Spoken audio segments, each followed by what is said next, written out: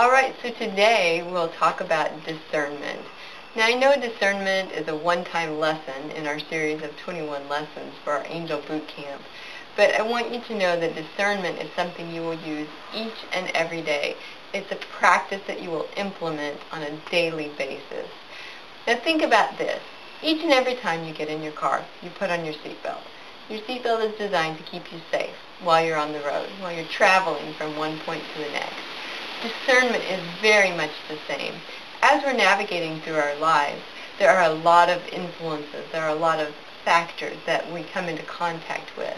So just like a car comes into contact with other cars on the road, as we're navigating through life, we're exposed to the media, we're exposed to the educational system, we're exposed to the religious system. Our ego connects with us and contacts us, in addition to our angels. So it's important to understand and to be able to recognize the quality and the characteristics of angelic guidance as opposed to these other influences that we're exposed to.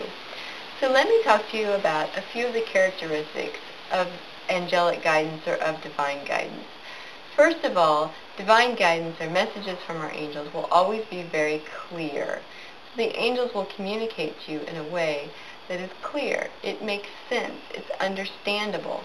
Now, it may be symbolic. You may see a dog when you're thinking of the concept of loyalty, or you may see a series of numbers repeating over and over again, and yet it's very clear.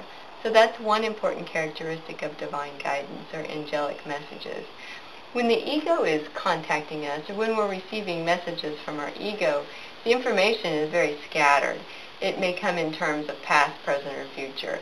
It may seem to be disjointed, as opposed to the very clear messages that we receive from the angels. So angelic guidance is always very clear. The second thing that is very consistent with angelic messages is that they are consistent. So if you are a healer, the angels will communicate this to you. You are a healer.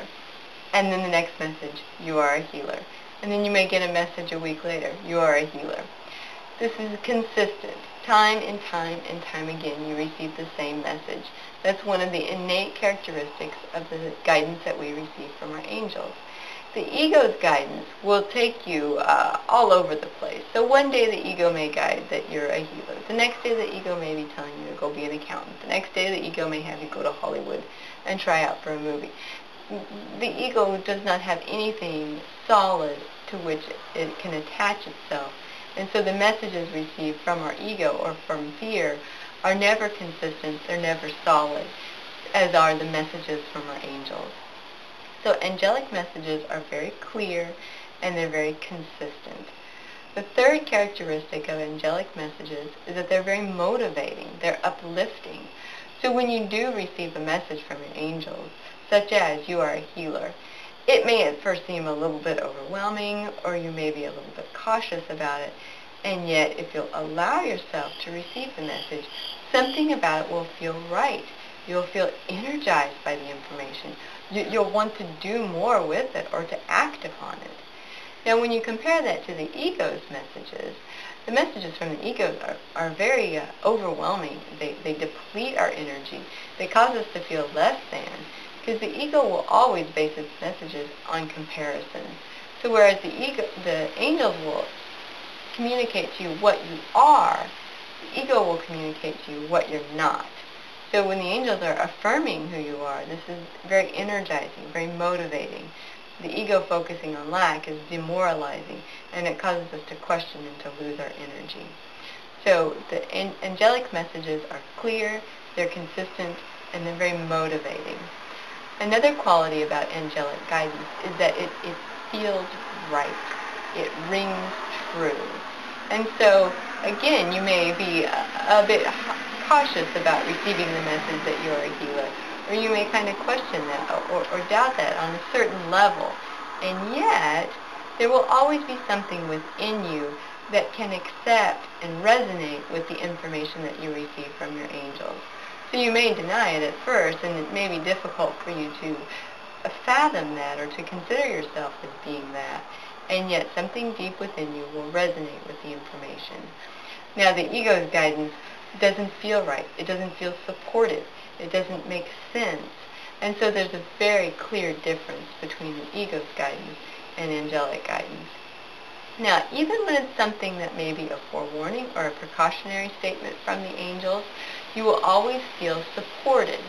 So let's say, for example, that you receive an offer for a job, and you're uncertain as to whether or not to accept this offer, and so you ask your angels to guide you and to give you some kind of indication as to whether or not this would be a good decision for you.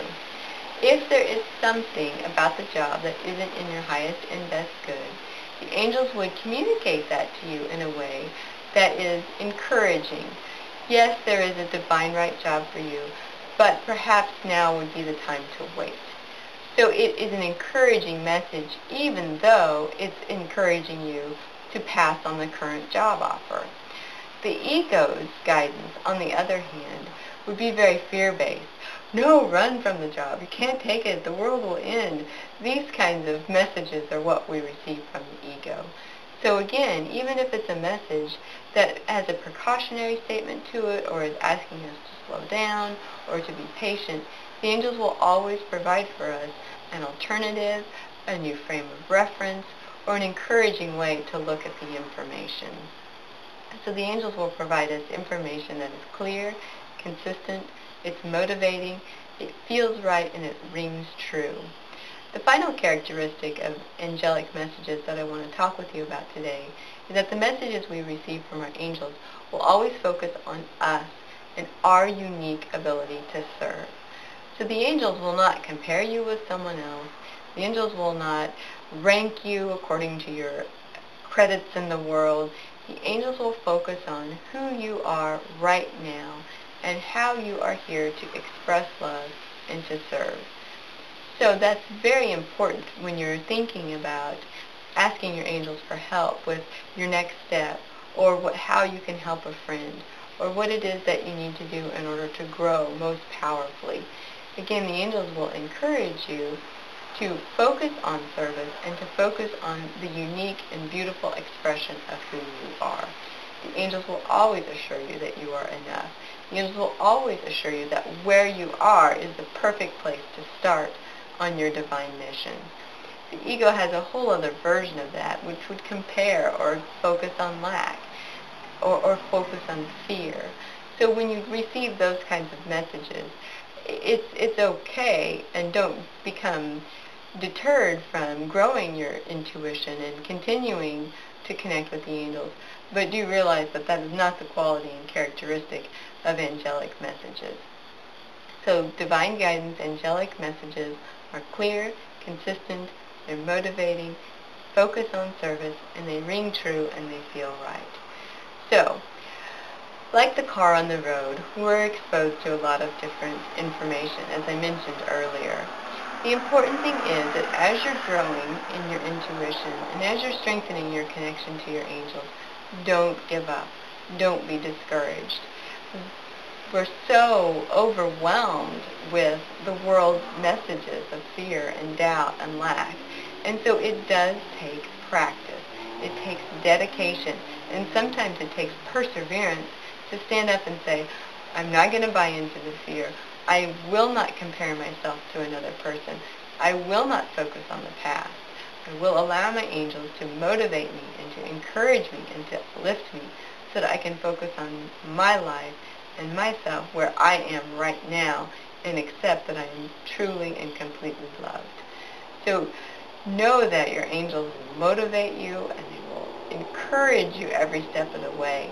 But using your discernment is so important because it will help you feel strong and confident and very satisfied with your connection with your guardian angels, and it will help you act fearlessly on the messages that you receive from them.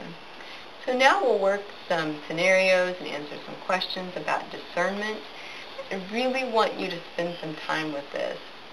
Again, this is a one-time lesson, but this is a lifetime of learning that you'll undertake in discerning the angelic messages from all the other stuff that you'll experience in the world.